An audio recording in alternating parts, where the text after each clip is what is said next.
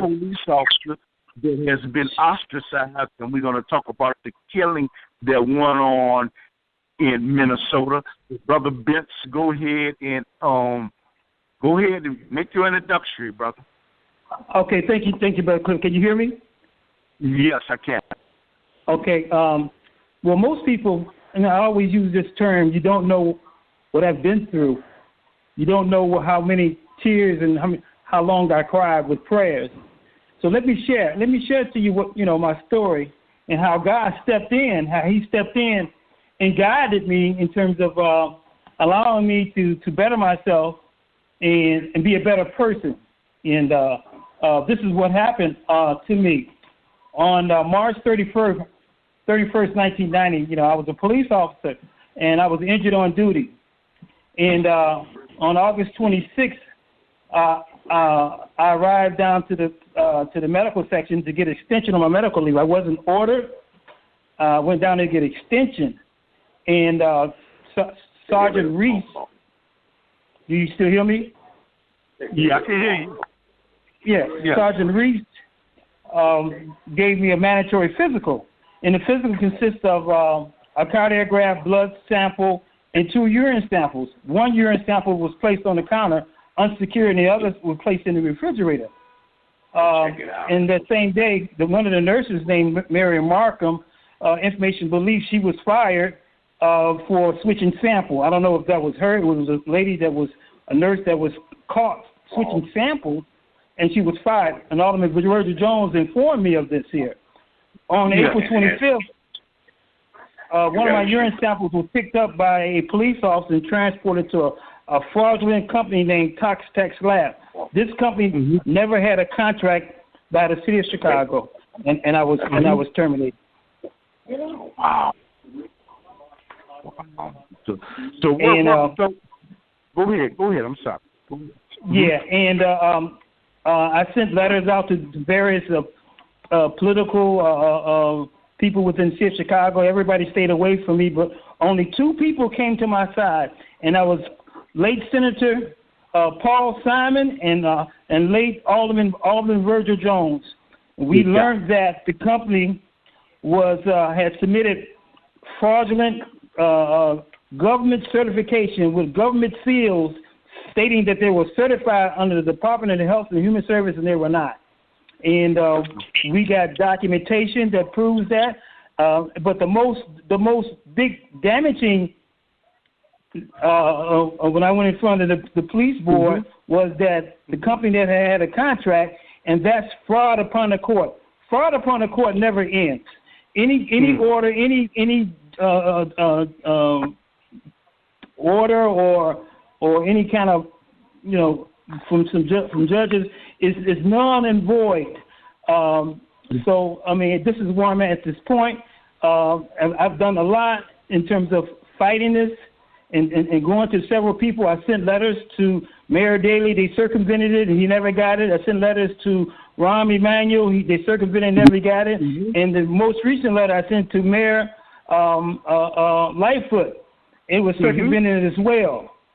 And so I'm trying to get her to know what had happened to me, because the clerk's office, clerk's office of the city of Chicago, they said that the company never was authorized to test police officers because it was never approved.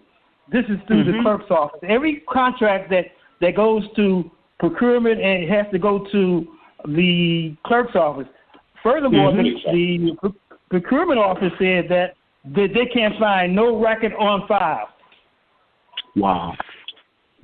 Yeah, but I'm gonna say this. I'm gonna say this here. Rod Blagojevich, he helped me because I sent him a letter because they were stopping me. They've been stopping me getting all kind of jobs, and I sent a letter to him. And as a result, they started the investigation, and the company got locked up and charged. And I contacted the state's attorney. They refused to call me. They refused to use the evidence against them. And under the auspice of Dick Devine And what's her name? The previous one? What's the state attorney? What's her name? The female, not Kim Foxx. I sent a letter to Kim Foxx. She hasn't responded. Alvarez, Anita Alvarez, and she wouldn't respond to none of the information that I gave them, because this company had sent many people to jail. They had a fraudulent contract with Cook County as well under Cook County Stroger, and this company was always fraud. And they violated a lot of probations in the circuit court as well. Virgil Jones, Alderman Virgil Jones, and Senator Paul Simon, they found out that they had another bogus contract through Cook County as well. You know, and but the fact of the matter is that right now I'm still a police officer, if you want to believe it or not, because I was terminated by a company that never had a contract by the city of Chicago. And let me ask you something. Then they're going to ask you a question. What type of aid and assistance are you looking for? Are you seeking help in vindicating yourself? Yes, I'm seeking help, but however, there are a lot of lawyers here, and a lot of people are afraid of the city of Chicago. They'll fight. But now, since we have a new mayor that's open-minded, the prior mayors was never open-minded, because just look at the past. The shootings that had occurred, and none of the politicians questioned those shootings, because Pat Camden had the same scenario for the last 20-something years, and not one person, not one alderman questioned that. Wow. A reasonable, prudent individual would have questioned that. It took a editor to expose the Laquan McDonald incident. That was people were supposed to have been in jail, and no government employee or political person does not have immunity. If you commit collusion and conspiracy, you should be locked up. And it was done willfully and wantonly, because they knew what they were doing. And this has been going on for years. They're going to hang one. Okay. Now I'm going to have the other panel ask you questions. We can talk about the code of silence there, what happened in Minnesota. But the other panelists, they're free to, the mics are open. Ask a question to them if you have one. Well, I mean, I've seen people put pictures on Facebook say, well, not all police are bad. That's not. We're not talking about all people. What you need to do is go back to your department, and you need to expose these individuals that have mental health issues that within the police department and racist issues, and that's where the change starts from. Because I remember many times that when I worked out in the 2nd District, and I was a fair guy, and I had many foot chases, and I caught a couple of guys that were running, and they were running. Well, a criminal's going to run. And one of the public housing South plainclothes guys tried to hit my guy, one of the prisoners, in the head. I cussed him. I said, man, and I stopped that. Most officers would not do that back when I was in those departments, because they were afraid because of the retaliation. You have a code of silence. Yeah. It's a code of silence. But the most biggest code of silence is definitely on the lower level, but what about in administrative level? They knew that company, Leroy Martin knew that company didn't have a contract. The union knew that the company was never certified. The union knew that there was no collective bargaining agreement, but the racist FOP sent me a letter, and they said that they were not going to represent me, because they said that was an off-duty incident. And this came from a guy named Mr. Nolan has asked me. Okay, this came from FOP in 1995. Mr. Nolan, I guess he was the president. He had asked me to respond to your request. As I told you there on 3 prior occasions, there is nothing in the collective bargaining agreement that FOP and the city of Chicago requires certification under any laboratory which does business with the city of Chicago. But the fact of the matter is that I paid union dues. They were supposed to represent me, and they knew this company didn't have a collective bargaining agreement with the FOP, nor a contract. Mm-hmm. And it's sad. It's really sad. I mean, I've changed, in my life. I've done a lot. I've been to law school. Went to law school, Loyola School of Law, and unfortunately I didn't finish. But I was able to learn some things in terms of how things work in our system, not only criminal but civil. There is a lot of fraud upon the court. There is a lot of fraud upon the court. And these lawyers, they're afraid to challenge it. They're afraid to challenge it. But as I said, that I've done some things. I'm the first African American that was approved a crime scene investigative class in the state of Illinois for police officers. I've done so much, and they have stopped me and prevented me from doing things to better myself and better my family. As I said before, you don't know what I've been through. There have been many tears, that I cried, along with my prayers, and my family. But my sons, they stayed with me. All of them graduates, and they're in church.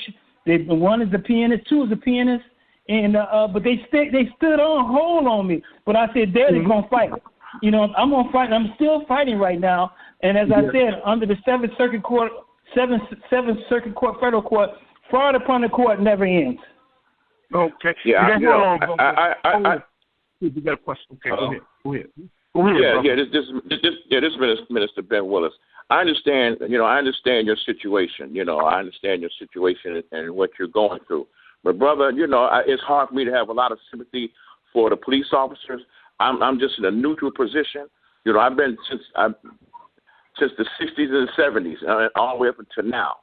There's been turmoil in our community, and some of it has been the police officers who've turned their back and have taken apart. Listen, I remember in the 70s when black men used to get shot and killed because at that time they had an Afro comb or Afro pick, and they said it was mistaken for a gun.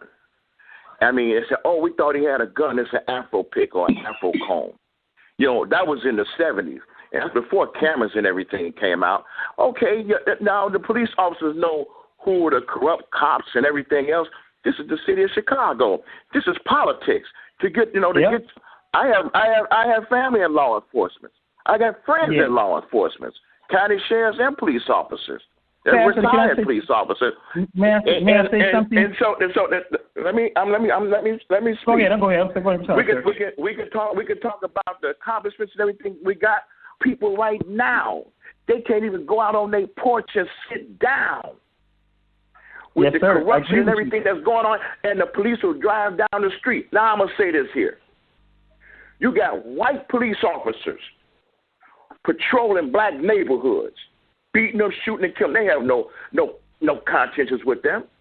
But none of you black police officers is up there in the white communities. You're not up there, and you bet not. And I'm saying it again. I'm saying it again. When you chasing down a criminal, if you and your partner chasing down a criminal, you bet not dare beat a white man that's running down the alley. You wouldn't. And first off, y'all wouldn't even think about doing it. I worked in the 8th district. I worked in the 8th district, and I locked up a commander. I locked up a commander's son, and he got 5 years in the Illinois Department of Corrections. And they transferred me.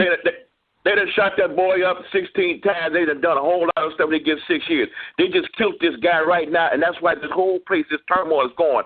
I don't think anybody else at this time is just police officers are pawns and say they are good cops. Okay, they are. Okay, so what is their difference? Why aren't these black police officers out there now? Why aren't these good police officers doing anything? Why didn't they form an alliance and show that, say, we ain't like that? Why not? Because they're quiet and they're silent. You know why? They said, this is why. They say, well, if I get involved, who's going to take care of me and my family? That's how they feel. So the thing is, so why should I have any sympathy For it's hard. You understand what I'm saying? As a human being, I can't do anything but have compassion for you. But as far as the title of being a police officer, let me tell you about the title of being a police officer. You take a guy that applied at Walmart, he applied at Home Depot, and he applied at the police department. And the police department called him first. That's all that person is. But some people try to wear that as being something, as they're bigger, and you're not. You know, and you're not. Now, there's a lot of pressure that goes on with police officers, too, because you guys see death and dying on a regular basis.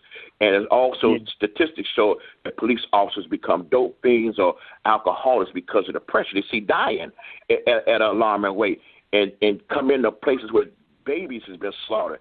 I can't even fathom on having to deal with that. You know, so it's a lot that goes along with that. But you know what you signed up for. Wait. Hey, can I make a quick statement? This is engineer Reginald Camper. 217. After I make this statement, I'm gonna throw it back to Raheem so he can get balance of his show again. But 217. I understand your problem. I used to be a business agent. If you know what a business agent is for the local. After the show, I will give you a call because there's ways. Even though it's 95, it's kind of old. But you can file a suit against your union. You can go to the labor relations and file a suit. Or wherever you live, get back involved with your community, whoever's your alderman and your committeeman leader. So after the show, my leader is Pastor Chris. My leader is Pastor Chris Harris, Bright Star. I'm a very active member in the Bronzeville community, as well as I help. I'm a professor too as well on the criminal justice level at various colleges, but I'm with Bright Star, Pastor Chris Harris, and he's doing an instrumental, great job, you know, in terms of with his programs and stuff. And he's very sensitive about the corruption that right now is the coincides not only with the police department. We talking about aldermen too as well, because you knew when that incident happened with Laquan McDonald, nobody said anything. You know what I'm saying? How can you be involved with predecessors that were against black folks in the 70s and 60s, and then you take money from them? That don't sound right, do it? You know what I'm saying? They were these predecessors that were against us, against the black communities, because we wasn't getting a fair share. And Harold came in and tried to make a change, and I came on through Harold Washington, and he hired me as a patrolman. You know what I'm saying? But however, the problem starts with the code of silence, not only with the police department, with these goddamn aldermen. Alderman Beavers, I remember. Yeah. Beavers, Alderman Jones put a resolution to have me reinstated back on the police department. Beavers held it in the committee and didn't go on the floor. And then right after that, guess what happened to Beavers? They gave him a big position over six-figure job. That new movie. Sure it did. It's more to the story. There's people that are involved. Not only, you know what I'm saying, my issue not only affected me, but it transcended to the public, the city of Chicago people as well. You know what I'm saying? Because I broke the code of silence. Me and Senator Simon and Alderman Virgil Jones. You know, and guess what? The fight is not over. It's not over, because I'm going to do it with love and compassion. I'm not going to go out there and try to burn up the city of Chicago. I mean, what's going on right now. I mean, I don't condone violence. That's one thing. But there's other ways to prevent. You know what I'm saying? Hold on for one second. So you said you broke the code of silence. Okay, that's why you was ostracized. I broke the code of silence. We found out the company that tested me. I was the only police officer in the city of Chicago was tested by this company. How would you want somebody, a police officer, transport your urine sample to a laboratory, a fraudulent laboratory, and then turn around? My blood sample was negative. I have to. Hold on for 1 second. I have to ask you one fair question. And my fair question is, when you saw other police officers doing wrong before this transpired, would you check them and let them know this is not going on as long as Yeah, it happened many times with me. I walked through the roll call room. There was an individual that was being arrested, and he was called 4 niggas in front of me. Officer Chambers and Officer Rodriguez called this guy niggas. 4 niggas in front of me. And then I checked both of them, and Sergeant Mann and Sergeant at the TAC unit. I told him what had happened. Know what he told me? Vince, leave it alone. Lord have mercy. Told me, Vince, leave. I can tell you, I can write a book. At this present time, I just got certified as an Inspector General investigator. I am a senior investigator at the Inspector General's office. So I don't want to get into in detail, but my job now is to go after not only police officers, not only corrupted people, misappropriating federal dollars, fraud, you know what I'm saying, procurement fraud, bid rigging, you know what I'm saying, and now I've learned so much about as a certified Inspector General.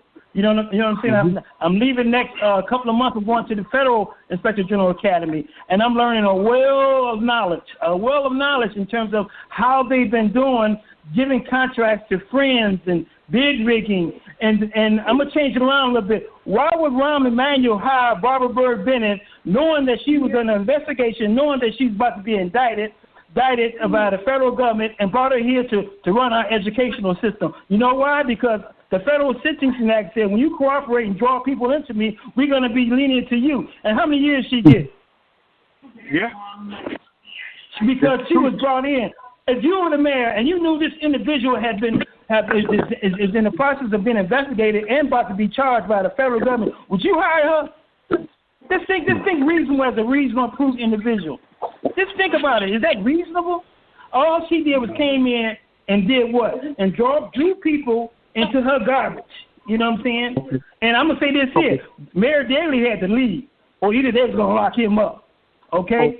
So and I'm not afraid. You know what I'm saying? I'm not afraid. I don't believe in a bunch of politics, which is politics. Okay. Now hold on for 1 second. Now Mother Tampa might have a question for you. So well, you know, I'm listening to the conversation, and I just want to say that when people are in position, just like they're millionaires now, of the same persuasion as we are, where are their voices, and where are they in giving donations like other races? And when they get in trouble, they come back to their people. They come back to their people for help, because we don't think like most people. Who's down there protesting right now? I don't know who Mr. Floyd was. I don't know the whole story. But the millenniums are looking at the fact that no matter who this man was, this could very well be me. And we're not there. Our race is not, our age group are not down there. I don't care if they're tearing up stuff. I don't care if they're breaking stuff. They're making a statement. And that statement is worldwide, is I did what you wanted me to do. I stayed in. I was shut in, and you're still going to kill me and take advantage of me. If you at your age, I don't know exactly how old you are, but if you knew Virgil Jones, then I can almost imagine, at your age did not plant some kind of foundation in your people, now you're being whooped with many stripes, and you're suffering. So what's your question for him? Your question? My question. Well, as I said, I would say, you know, what I think I want to add this, you know, to your statement. You know, education is the key, you know, to corruption within the dominance. You know, but the most important, you know, that one must act on the injustice as a reasonable, proven person. I don't agree with them burning things down. You know what I'm saying? I don't agree with that. You know what I'm saying? I mean, however, there's other ways to fight injustices as, you know, and I believe that some of those people are agitators that are being paid to go in there and go in there and make, you know, just look at some of the people the main ones, the agitators. I bet you they're being paid. And you know what, brother? I asked you got a question for him, and I'm gonna go next if you do. No more calls. I'm gonna throw this to brother 872. They put it on Facebook. They did catch 2 to 3 people that was police officers that was starting fires and starting riots. And if you go on CNN, a lot of people was breaking windows. The blacks was actually trying to stop them. Now, I'm not trying to give a lot of black people okay to have free things, but if you open up a big store and break all the windows, all of a sudden the rats are going to run in.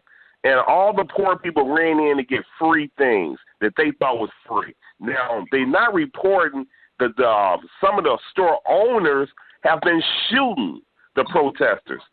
And it's been dead people that they're not saying the body count of the owners shooting them. And I'm waiting for that to come out. And I'm going to go back to you, Brother Raheem, 217. I would like to talk to you after the show, because I want to keep it balanced, and Brother Raheem only have 30 minutes later, 30 minutes left. So, Brother Raheem, and it's back to you, and you're doing a good job, and I'm enjoying the show. Praise be to Allah. You know, something I would like to ask you, brother, is we talk about Minnesota. You know what? Why is it that the code of silence is so prevalent? And is it good that they have body cams not to expose these police that are corrupt?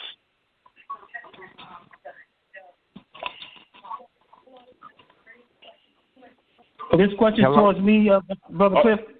Yes, it is. Yes, it is. Yes.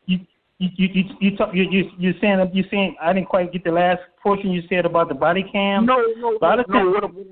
What I'm asking, you know, what I want to ask you is, why is the code of silence so prevalent? Because I believe that the police could get caught in a crossfire. You know, and what happened to that guy in Minnesota? Why is it so prevalent that when they try to at some point cover up? And if body cams take care of this problem. Well, I mean, a lot of times most officers, they want to get ostracized among their peers. But however, you know, the body cam, you know, they can turn it off at will at any time. They can turn it back on at will at any time. But this here is not a code of silence. It just shows that the individuals did not follow the use of force continuum. And the use of force continuum. The use of force continuum is officer presence, soft hand, hard hand, impact weapon, deadly force. If you look at this particular person, and when he had his leg in that individual's neck, that poor brother's neck, you know what I'm saying? You can just look at the rage in his eyes, you know what I'm saying? And one of my friends, he's a deacon Charles Bullard. One of the deacons said that, you know, to me, he said that it's a spiritual warfare, and it's a spiritual warfare. But however, I mean, that code of silence is going to have to be broke within the department, because you know, and it starts. But the thing is that they are afraid to get ostracized. They're afraid to get suspended. You know, be bothered with, because the first thing they say, well, who gonna take care of my family? You know what I'm saying? So I mean, and that's where ethics come. That's where ethics come into play. You know, and these officers are not, you know, not ethical. You know what I'm saying? Because you know they think more of the job than a person's life. To keep, you know what I'm saying?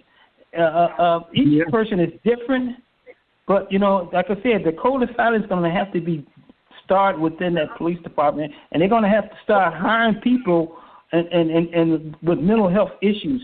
You know, I mean, I understand that the use of force continuum, when you're running after somebody, you're drilling this high, and it's called the parasympathetic and the sympathetic nervous system, and your mind is not thinking. You know, you're releasing hormones, and you tunnel vision, which is 70% of your vision. You know, a lot of that plays in the fact. But this guy, when he had his knee in this brother's neck, there was no tunnel vision. Tunnel vision was to kill him. That's what looked to me, because to me there was mens rea and there was actus reus. He had a guilty mind. You know, he had a guilty mind, and he acted it out. So you know, there was intention to do something, do harm. So I don't know if they're going to charge him with first-degree murder, but the question is, was there intent? What would a reasonable, prudent officer would have done in a case like that? I would have never done anything like that. That just tells me that that tells me he has some mental health issues, and it tells me that he's not one of the ones to break the code of silence. Yeah. Okay. Real quick, and I'm gonna throw it back to you, Brother Raheem. I wrote some notes down real quick. One, I wrote, who was this guy that nobody's talking about? One, he was the best friend to an NBA star, and they called him the Twin. This guy played sports, and he was going to go pro. Who was this guy? He had a white girl in a Mercedes truck. And now, what I'm saying is, I want you to picture where you at. Who was this guy? I'm just coming at you with this. Who was this guy? White man, a white girl in a truck with him. They pulled him out. Who was this guy? They said he was doing forgery. Now we find out it was all over a $20 bill. Now they say it was a real $20. So it wasn't even a phony 20. So let me go back. Who was this guy? This guy worked at a strip club as a security guard where the same officer that killed him moonlight. And you know what moonlight is, when they get the extra money at. So he knew this guy. Who was this guy? They say he lighted the white girl that was in the car with the black guy, and that's been investigated. So it's more to the story that's going to come out, and it's going to come out. I don't want to get into this because it's not my show, but it's more to the story. It's going to get deeper, but I'm going to throw this out and I'm going to be done with it. Sometimes in life, a sacrifice has to happen for the humanity to grow. This guy was a sacrificed lamb that the people had to wake up and realize that we lost one of ours. We don't really know this guy, but it could have been you, but he was a sacrifice to the earth. Brother Raheem, I'm going to give it back to you, and I'm going to shut up for a while. And you know what?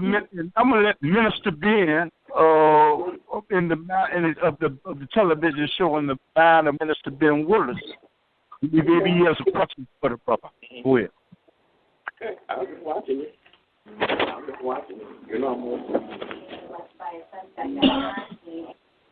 Go ahead, Minister Ben Willis. Hello? Yes. Hello? Minister Ben Willis, do you have a question for the brother? Well, it's a lot that I just took in, and it was based on first, I agree with the sister when they're looking at what's going on all over the city, and just a few minutes here in Chicago, they're just really tearing the place up. And you know what I say? Tear it up. Tear it up. Because the people, the stores that belong there and them people's shops are not from there anyway, and they treat them like hell. Now, of course, well, let's be passive. Let's give the offender a break. Let's try to give him. Let's do that for him. You know, let's be peaceful about this. I mean, you got 400 years of peace with us, but 400 plus years of peace. You know, you slap me, I'm gonna slap you back without hesitation. Without hesitation. What could have happened? What should have happened to those police so that they wouldn't have done that to them? Put a bullet in all of their skulls. That's what I say. Put a bullet in all their skulls. Then let me ask you this: how fast would you be to do something like that? I still give you an analogy of this: slap a lion and see what happens. That's just the laws. That's just the laws of nature. How God created us. No one told no. God didn't create you to get somebody to kick you in your behind and then you sit there and walk away and say thank you. According to you want to go in the Holy Scriptures? According in Matthew it says, an eye for an eye, a tooth for a tooth, a life for a life. And brother, in Islam, the Holy Quran says, fight with those who fight with you. And also it is also in the Quran it says there is life for you in retaliation. So even from the word of God that happens. And you say, well, just we're going to be passive. We're going to check to see how mentally. Who gives a damn? If you do something to me, then you're supposed to have that. This guy, Dylan Ruth, this white boy, Dylan Ruth, went out there in South Carolina, went in the church with those elderly seniors, those black elderly seniors, sat in Bible class for 2 hours with them, and then killed all of them. And then what the police do when they get there, he's not handcuffed, and they take him to Burger King. And then what did those elders family members say? we forgive them. What kind of shiggity is that? I don't know where that's from. And I don't know what kind of stuff is that. But what they're doing, this is frustration and anger. And I agree with the sister, what she said. They are frustrated. When you tell somebody, leave me alone, if somebody, Brother Clifton, if someone keep picking with you, and you say, leave me alone, and they keep picking with you again the third time, you say, leave me alone, and they pick with you again, say, leave me alone. Now you get ready to throw bombs on them. There ain't no question. Because, if you're... Minister Bill, would you have a question for that brother that's going through this situation? Well, hey, brother, get on board like all of us. There ain't nothing, there's nothing unique about what you're going through. All of us, every human being going through something. Believe me. And all you can do the best way, and you sound like a spiritual brother, then you know. Yes, sir. Thank you. Nothing starts and ends with the Almighty. Nothing starts and ends with the Almighty. Brother, I wish you peace and I support your sojourn and hope great success for you. Because what happens is a lot of times when things are cloudy like that, people look over the ones that are trying to do. They're trying to do the right thing. They're trying to make a difference. They're trying to make a difference. And the most important thing that you can do is make a difference in yourself and your family, and everything else works itself out. Thank you for that inspiration. Thank you very much. Okay. And Mother Camper, do you have a question for him? Because I got another question for him. But you know what, Mother Camper, I gotta let her get in. Thank you very much. It's been a pleasure being on the show today. Have had some extraordinary guests and conversation. Now, in my last statement, I would like to say, this morning when I got up. Not in the last statement. I was asking, do you got a question for the brother that's going through the thing? Well, this morning when I got up, I couldn't find any news stating what was going on downtown with our children. And that's because we sold our birthright, BET. So what we need to do today is to try and get an avenue where when everything else fails, we can go to our station, our people. Would you have a question for the brother that's going through the situation? Yeah. I think it's too late for you because you didn't do what you should have done, and you say you're a religious person in church. God always put people in high places so that they can be open gatekeeper for his people. So because you didn't, you need to repent for what you did do. Forget about those things behind you and press toward what can I do to make society better for tomorrow, for other youth, and open up doors and give to the poor and help open up things. Thank you very much, ma'am. Thank you very much. Do you want to cut your mic? You know what? I have a question for you. As we sit back and listen to your story, what could we do to help you to disseminate information? What type of help do you need? Lawyers? Do you need money? Do you need publicity? What do you need? How can we assist you with our platforms? Okay, I mapped everything out in chronological order. I need to get this letter to the Mayor Lightfoot. I need to get this letter to her, along with this fraudulent contract. I was able to get the contract with the help of Virgil Jones. We got the contract. We got the fraudulent. I got the fraudulent contract in front of me right now, and it has a forged signature of Mayor Daley, and it has forged federal documents under the auspice of the Health and Human Service. I have the contract, the bogus contract. They say they can't find the contract, but guess what? I have it with me right now with the fraudulent signature, and along with the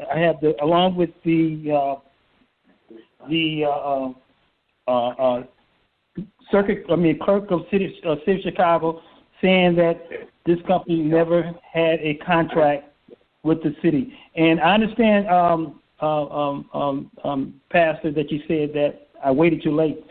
I didn't wait too late. I was fighting from day one. I went to the state's attorney's office.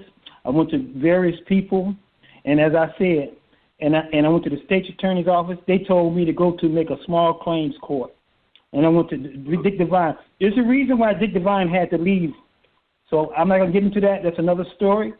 And unfortunately, it's the reason why that Nita Alvarez had left because of her involvement with of collusion and conspiracy. And that's the greatest thing that we have right now is Kim Foxx in office right now, and she's making a great change.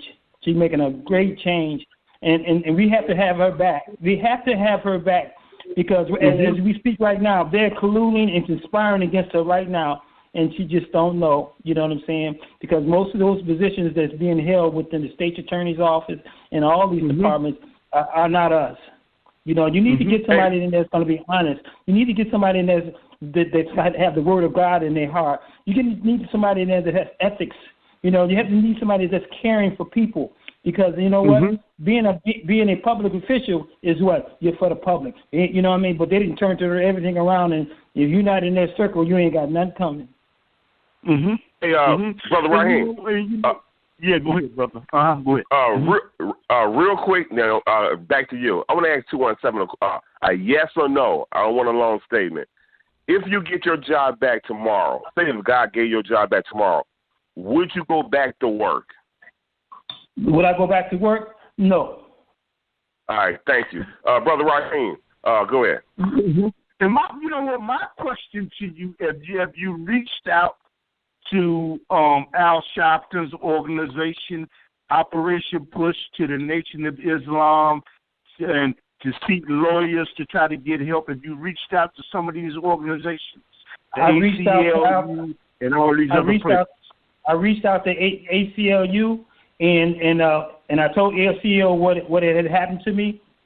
They said it's not a public concern. They're not a public concern, but the fact of the matter is that this company had destroyed many families under the auspices of the Illinois Department of Children and Family Services. They were separating families, and because of me, because of my perseverance, my calling federal agencies, this company got locked up because of me. And what about all those families that were displaced by this company, Toxec? And information and belief right now, this company is back in business. Yeah, this is a question. If you reach to the federal government, because it seems like people in Chicago are reluctant to help. Have you sent anything to the federal government? I sent a letter to the Department of Justice. I sent a letter to the Inspector General's office. The letter from the Inspector General's office said that there's not enough evidence and there was no loss of government and no one was harmed. That came from the Inspector General. I have that letter right in front of me right now. I sent a letter to the Department of Justice, and this is when Barack was in office. President Barack Obama was in office, and I sent it to, and nothing happened under the Attorney General Holton. There was nothing done. I've contacted everybody, and everybody seems like everybody is referring me to another agency. It's like, see this person. I got boxes full of letters, but I can say this here though. But I did go back to school, and I've learned. I have a master's in education. I have a master's in criminal justice. And at the present time, I'm working on my Juris Doctoral degree, and I don't want to tell what school because I know how politics plays a factor too as well. To you know what I'm saying? And I'm in my second year of law school right now, and I just thank God for that. And I thank God for that. Because as I said, there were so many tears. And there was many prayers, and then I couldn't provide for my kids. But I thought about something that happened to me when I was younger, when I lost my son, and I said, if I can go through that, I said, this is a piece of cake, and this is nothing but a piece of cake. You went down to Operation Push and the Nation of Islam, and Al Sharpton's organization too, right? I went to Al Sharpton. I sent him a letter. I sent letters to Reverend Justin Jackson. They're not concerned. They're not concerned.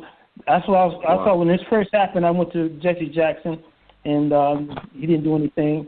And recently, I went to talk to his president, the Reverend. I can't remember Wilson, and she's not. They said they're not interested. And but you know what? I mean, I feel it's coming. It's coming. And it's coming because I feel it now. You know what I'm saying? I feel it. Brother, I actually got some people, as you said, that you could talk to. But Minister Ben Willis, do you have a question for the brother? First, I want to say this. Get in contact with Al Sharpton and Jesse Jackson. Let me clear this up about the Nation of Islam. The Nation of Islam is not a social and economic organization. It's a religious organization. They're not here to you can file motions and file letters and stuff like that. So they're a religious organization. They're based on religion. They are not a leader of the black community or nothing like that. Those guys are ministers in the Nation of Islam. They're ministers. They are Muslim ministers, and that's it. But so I just wanted to clear that up. So sending letters and all that, but the Urban League and Al Sharpton, them the guys that are doing this for black justice. And, whatever. No, I don't actually have a question for the brother because, I understand what he's going through. Again, like I say, my stance is all black people are going through it. My compassion and my sincerity is for the young people. That's where I'm at out here. That's what I do. I work with the youth. I work with them on a regular basis. But they I wish I would have saw you in the beginning. I wish I would have saw you in the beginning when I was a young person, and maybe you would have guided me the right way. But the fact that brother, we still breathing. Brother, we still breathing. We can still work. You have a story you can tell. We all of a certain age, with the wisdom that we attain, we're able to give that to the youth. It doesn't do me or you or the good sister any good if we keep it among ourselves. We can help elevate a young person.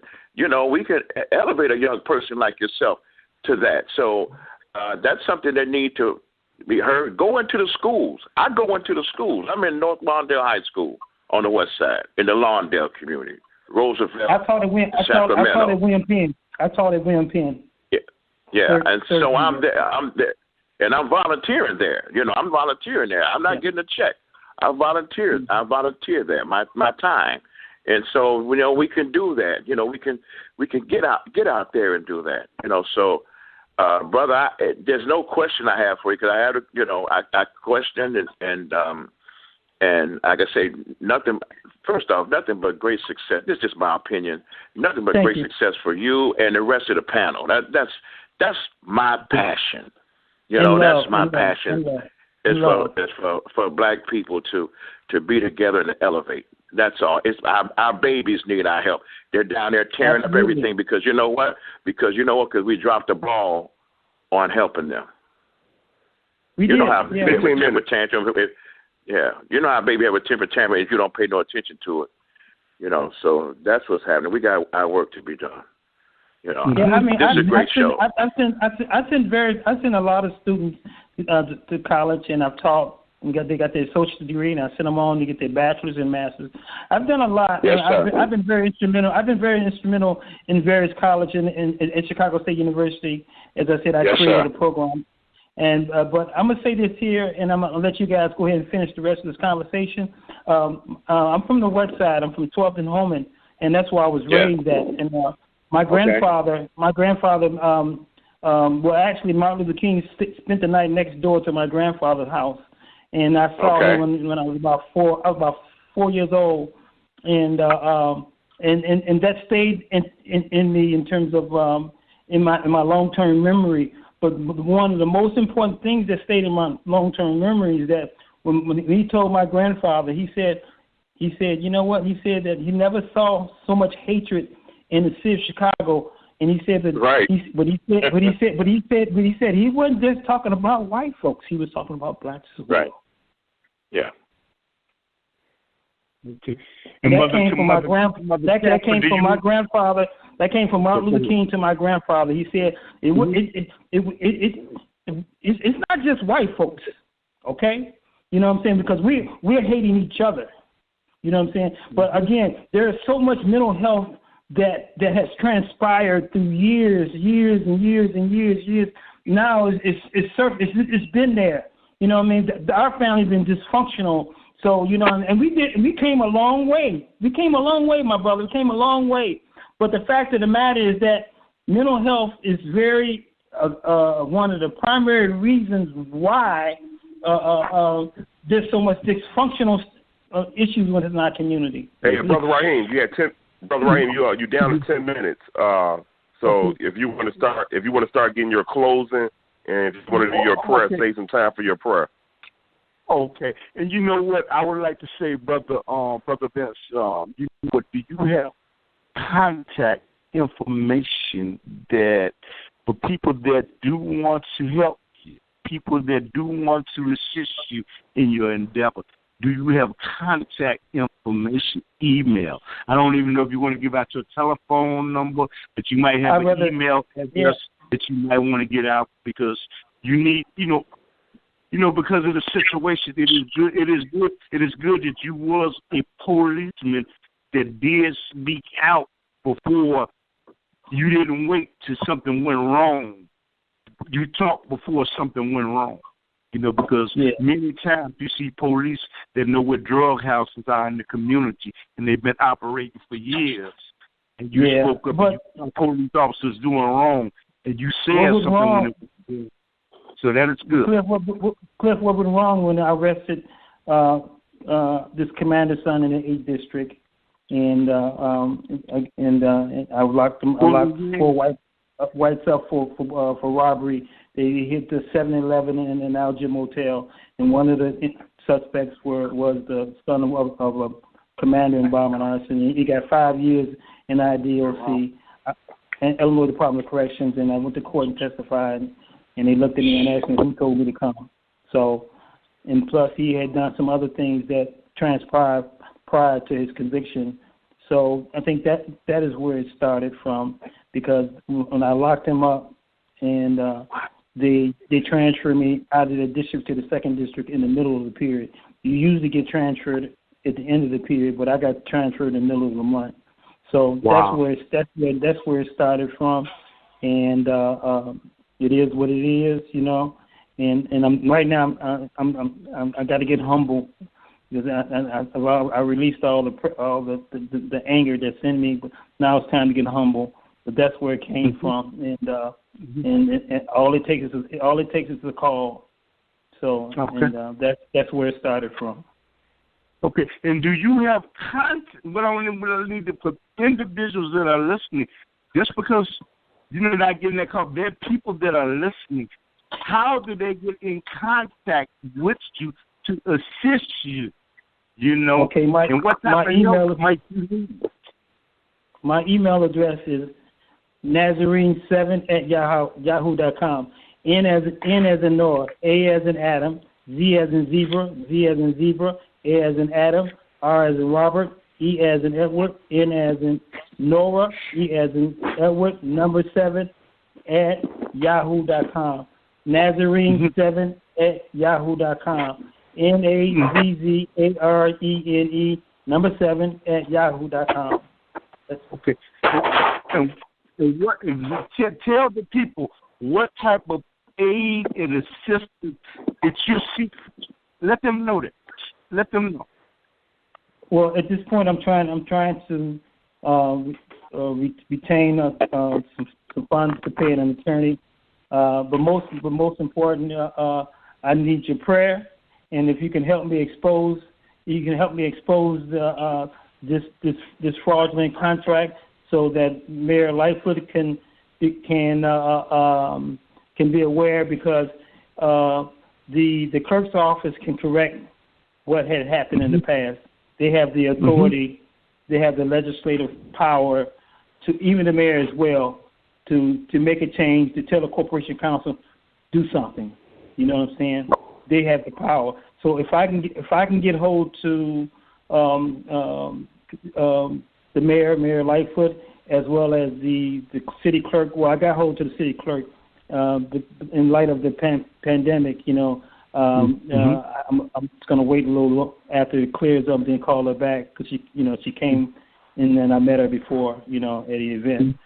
And however, all I want is to expose, and I would send you what I have, all the information that I have, documentation, what I have, letters from Superintendent Rodriguez, letters from the Journal City Chicago, where the referendum was put in to have me reinstated in Beavers, held it in committee. I got the resolution where Alderman Rogers Jones, they found out that a nurse in the medical section was fired for switching samples. I got that. I have everything. I have every documentation that that shows that a crime has been committed, and I have the most important damaging. The effective information that I have is the bogus contract, fraudulent contract with a forged signature of Mayor Daley. And you know what? Anybody else have any questions to ask them before we get ready to close out? Okay. It appears as though nobody has any questions. So you have the ability, will you come on other shows and talk about your plight? Yes, sir, I will. I'm available. In light of the, I'm in school right now. I'm taking. I got 6 classes. I have remedies. I have criminal law and procedures. I have corporate law, and I have labor law. You know, so in light of, I can still come out and continue to fight. But I am in school right now. I'm in my 2nd year. Oh, congratulations. And you know what? Let me ask, we're closing out in Mother Camper. Could you tell us when your show comes on? Yes, I'm on Facebook on Wednesday and Friday at 12 noon. Wednesday and Friday, 12 noon? 12 noon, yes. Okay. Mother. And Minister Ben Willis. You know what? Tell us something about the mind of Minister Ben Willis and your son. Just some basketball stuff. Yeah. I have a show called In the Mind of Minister Ben Willis. You just tap on Minister Ben Willis on YouTube, and you can pull up all my TV shows and my lectures, and a lot of them pertains to what happened today. And I talked about that last year and the year before, and some of these things that transpired and what should be done. And you can also go on YouTube and go to the Underground Railroad, and you'll see some of my my videos there too, my TV shows and lectures there too. I've done stuff with comparative. I did an interesting one on the comparative studies of religion, and Judaism, Christianity, and Islam. That's pretty interesting. That sounds like something I'd be like to listen to watch. Yeah. Yes, sir. And for me, watch the Underground Railroad every Saturday night at 10:30, and we come on YouTube. And at YouTube, just go to Underground Railroad TV show in Chicago, and you can see me and Minister Ben Willis. And Brother IX, do you have a finishing message? And we'll let him get in a finishing message. I want to say to Brother 217, if you want to, I would love to get in contact with you. I was a business agent. But like a lot of the Global platform, and our TV show comes on in Chicago on Channel 19 at 10:30 on Saturday nights. Each one, teach one. Yes, sir. Until that, I'll see you guys next week. And Brother Raheem, you got a beautiful show today. Oh, yes, praises do that. I got a beautiful cast of people that joined in. So praises do that a lot. Thank you, brother. All right. On 19 on Comcast, and we come on YouTube. The Underground Railroad TV show.